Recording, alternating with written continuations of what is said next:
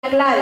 Ang una nga mga clan, ang tanan nga officers ng Dadali clan, pag may ada meeting, intatagan itong hirahin honorarium nga 100 pesos.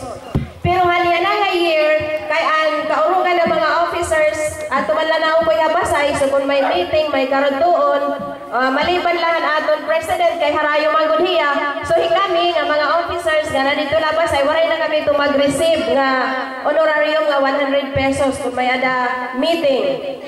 So, I hope maintindihan ito niyo. Kaya di rin lang rumamay pag inatindihan tapos sarili pa rin nga kwarta ito mo gagamitin. So that is only 100 pesos. Ngayon maharap ako, nato niya na clan president, di rin lang 100 pesos ito yan nagastuhan pag inariglaron para kita magagpadayon hindi nga aton Dadali clan. So, ang remaining balance, umabutin 6,491.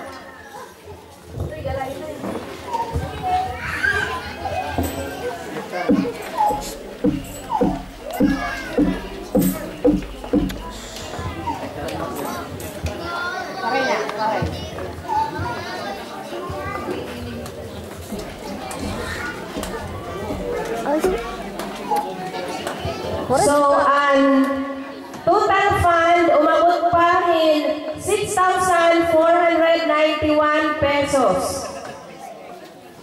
Tapos, pwede na ito. Okay, so, unless another pangagwan pa, gagawin ng treasurer, before nila nag-plan yan, na hindi natin kaunong na plan, is 6,491 pesos. Ginaiba na liwat inihin 3,000 pesos para ipinamalithan mga ito nga trophies, ito nga parasage, ang tanan. Ngayon, iba hini nga mga door prizes. Ini nga mga door prizes, may datahin mga donors, pero waray manggod sumadangan ira gindunay sa aton nga amount nga kwarta, amo nagtugang kitahan aton kwartahan kanan clan. So, ang aton nakuha,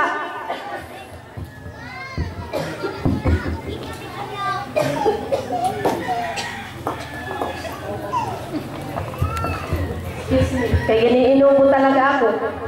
Okay, so ang nakuha is 3,000 pesos.